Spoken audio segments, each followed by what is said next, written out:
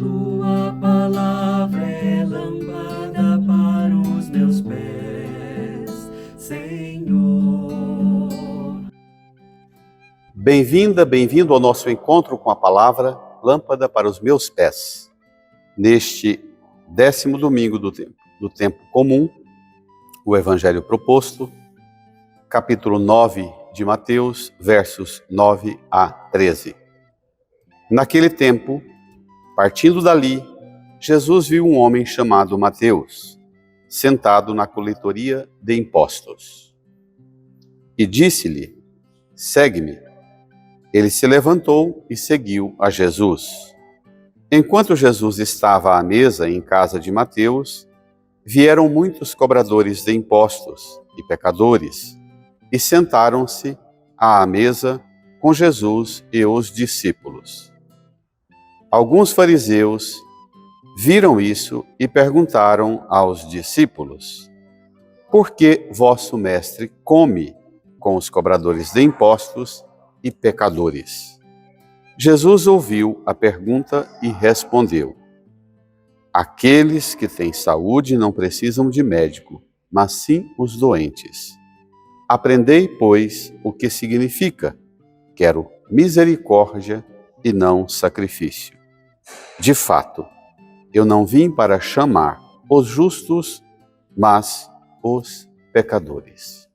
Irmãs e irmãos, neste domingo nós retomamos nossa caminhada acompanhados ou conduzidos pelo evangelista Mateus. A cada domingo, do tempo comum, retomamos um trecho deste evangelho que tem uma estrutura tão catequética, tão fortemente mistagógica.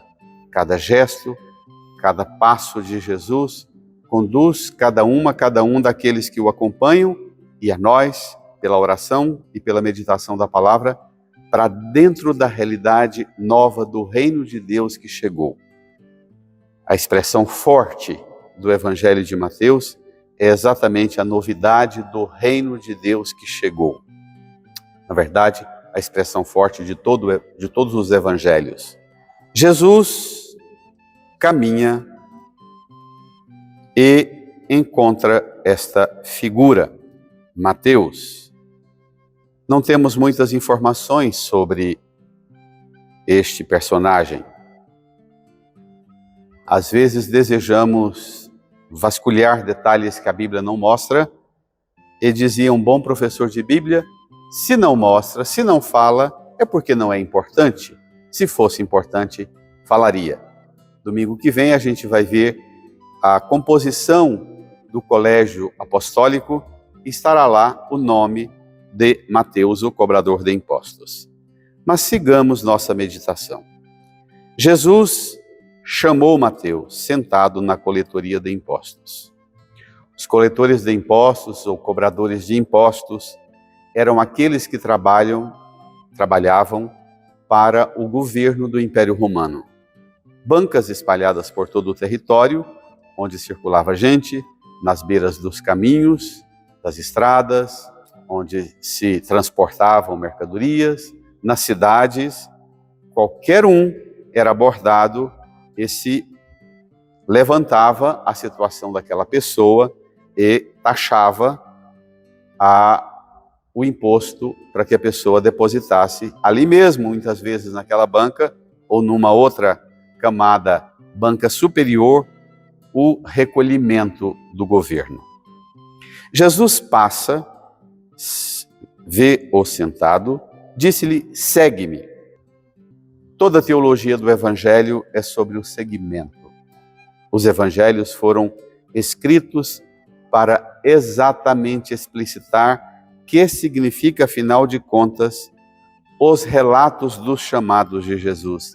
Segue-me. Segue-me para quê? Segue-me a quem sou eu? Segue-me para onde? Toda a reflexão dos sagrados evangelhos apresentam-nos a razão deste chamado. E aqui imediatamente aparece uma razão.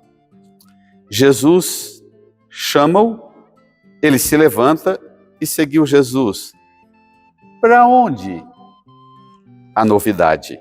Para onde? Enquanto Jesus estava à mesa em casa de Mateus, vieram muitos cobradores de impostos e pecadores e sentaram-se à mesa com Jesus e seus discípulos. Aqui a gente já tem uma consequência muito forte. Tem muita gente que é chamada por Jesus para anunciar o Evangelho para o mundo, mas tem muita gente que é chamada por Jesus e se levanta e segue Jesus, quem sabe até de um banco da igreja. E sai seguindo Jesus e vai parar onde? Na sua própria casa, na mesa da sua casa. Quem sabe? Abra sua casa para Jesus que quer entrar.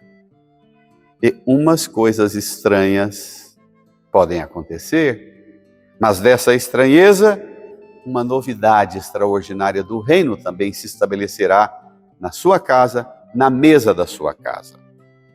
O acolhimento que Mateus faz a Jesus, que passa e diz, segue-me, supõe uma abertura para permitir que Jesus vá até sua casa. Sentar-se à mesa com Jesus é um rito, é um gesto que na teologia ou na cultura do povo do Oriente tem um significado e um alcance muito grande. Fazer isso significa assumir uma condição de igualdade, de proximidade, de intimidade. Por isso a estranheza de Jesus ir para a casa de Mateus e cobradores de impostos e pecadores sentarem-se com ele. Os fariseus, os piedosos religiosos do culto e da letra e da palavra e da lei, os rigorosos observantes de uma religião rígida no templo e rígida na observância das tradições, dos costumes religiosos. Está muito na moda esse movimento dos fariseus ou o farisaísmo moderno no cristianismo e particularmente na Igreja Católica. Na verdade, dois movimentos predominantes. Um desse rigor farisaico e o outro do laxismo. Qualquer coisa é qualquer coisa e está tudo bom. Cuidemos para não cairmos nas duas ciladas. Nem o relaxo e nem o rigor. O que então deve contar? Os fariseus perguntam aos discípulos, por que vosso mestre come com os pecadores e cobradores de impostos? Jesus ouviu a pergunta e respondeu, aqueles que têm saúde não precisam de médico e sim os doentes. Sim, aqui está a centralidade do Evangelho. Jesus quer encontrar um lugar em nossa casa, em nossa mesa, em nosso coração, para que nós abramos-nos para cuidar dos doentes, das pessoas caídas, machucadas e feridas pelo mundo, os abandonados, aqueles a quem o Santo Padre, o Papa Francisco, tão zelosamente, desde o dia da sua eleição, não repete outra coisa senão, pelo próprio nome, Francisco, não repete outra coisa senão, vamos ao encontro, abramo-nos, uma igreja em saída, uma igreja ao encontro, uma igreja que busca a realidade dos que sofrem.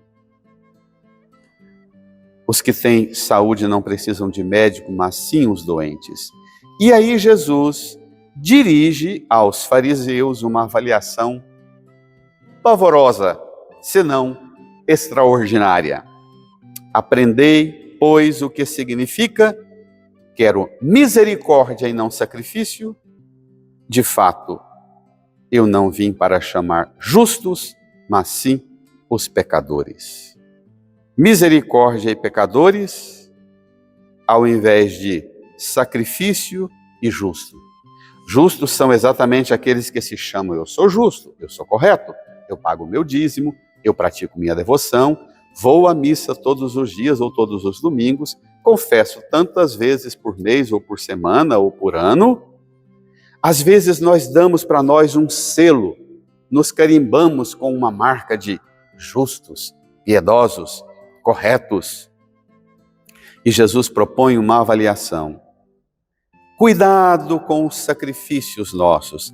A misericórdia, é unir o nosso coração à miséria do outro.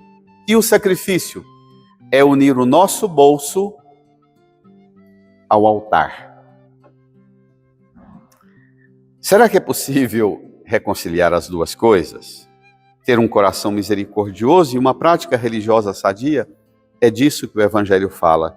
E Mateus, por ter uma formação genuinamente no ambiente do judaísmo, e escreve o seu Evangelho para uma comunidade predominantemente formada por judeus, ele tem todo zelo de dizer, olha, quando os ritos religiosos te fazem se sentir dispensado da misericórdia, repito, quando os ritos e as práticas religiosas te fazem se sentir dispensado da misericórdia, eis aí uma religião cancelada. Uma expressão bem moderna. Sentar, comer na Palestina é um momento por excelência de entrar em comunhão entre os convivas. E Jesus quer hoje que a nossa igreja, que a nossa comunidade, que a nossa paróquia, que a nossa família, que a mesa da nossa casa abram um espaço para os pecadores. Quem são aqueles que hoje nós temos rotulado, que nós temos desconforto só em vê-los passando por nós na rua? Se você já se acha justo, Jesus pode passar por você muitas vezes e não te chamar. Porque o chamado que você faz do olhar dos outros para olhar para você e ver que você faz isso, e pratica isso e isso, já está resolvido para você. É, numa expressão quase vulgar, a religião do umbigo. Irmã, irmão, permitamos que a síntese da vida cristã nos alcance. A verdadeira religião consiste no amor a Deus e no amor ao próximo. Isto é o que valida o culto e a prática dos preceitos. Não deixe de sua piedosa prática religiosa no templo. Apenas faça dessa prática religiosa no templo força, motivação, unção, revestimento de graça para transformar você num instrumento do amor de Deus no mundo, na vida dos machucados e feridos e excluídos das nossas mesas, das nossas casas, das nossas igrejas, da nossa sociedade e de um mundo tão habituado à exclusão. Bom domingo, boa mesa com Jesus e os convidados dele na sua casa.